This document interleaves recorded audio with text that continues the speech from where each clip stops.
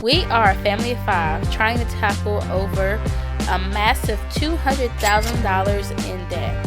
How much? Nah, I didn't stutter. And I'm sure you're all wondering exactly how do we accumulate that much debt. So today we're going to talk about the exact behaviors that got us into this situation. But before we do that, let me introduce myself. Hi, I'm La, wife, mom of 3, and determined to create a better financial future for my family. So if you're into that kind of thing, hit subscribe and make sure you follow us on this journey. So to help you understand my money mindset, let's talk about my past. I was raised by a single mom in a very poor household where bills were paid last and we robbed Peter to pay Paul. So to get myself in a better situation, I did what every young person does. I went to college. Like every young adult, I thought that going to college was the best way to elevate my life. And it did, but nobody really explained to me how loans work. I mean, after all, I was the first person to actually graduate high school in my family. I took out money for everything: tuition, housing, books, food, and by the time that I graduated, I had racked up tens and thousands of dollars of debt, $80,000 to be exact. And it's still growing thanks to interest. And to fast forward a few years, I had settled into my career and I had met my husband, gotten married, and then lifestyle inflation crept in. My husband and I purchased our first house together and we furnished it. We wanted our home to feel cozy, beautiful, and to be honest, I was so proud to be the first person in my family to purchase a house. But we didn't furnish it with patience, we furnished it with credit. The lifestyle inflation had just began. Then the 100K salary shift happened.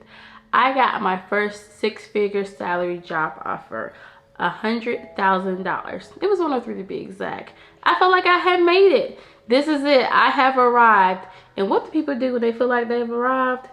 They reward themselves. It's like a reward. So that's what I did. I went out and I purchased a car because I hadn't had a car for over a year because I was working from home. And I felt like I needed a new car to go with my new job. So that's what I did. Was it smart?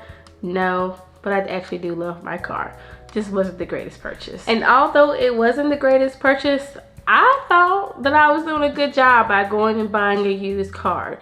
But it's electric and it has lost over half of its worth. Depreciation has done its thing. I purchased it for $48,000 and now it's worth about $20,000, a little bit less than that. And then 2 weeks later, 2 weeks, my husband called me and he let me know that he had got laid off. We had just purchased a house, I had just purchased a car, but I also just had a new job. I thought we'd be fine, so we really didn't scale back our lifestyle at all. Instead, what we end up doing over time is leaning on credit cards to finance our life.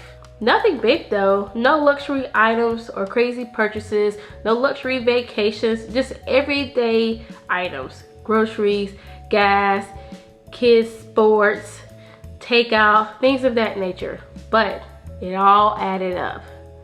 Despite my husband's job loss, I convinced myself I was just doing what people with good jobs do.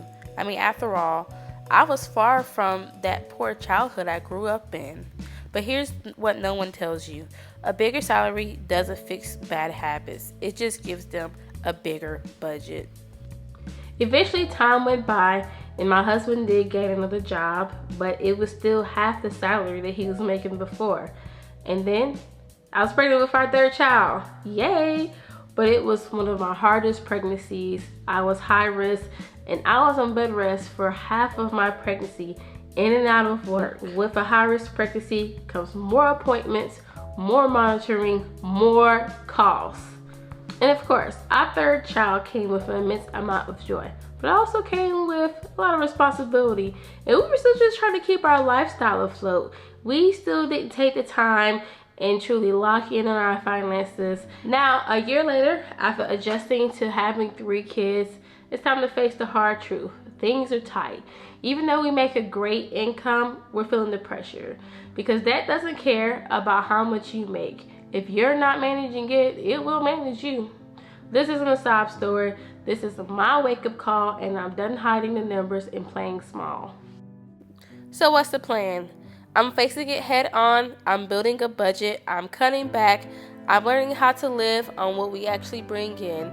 We are building better habits, and I'm going to document this whole thing right here on this channel. So if you are in debt too, know that you're not alone, whether it's $5,000 or $200,000 like me.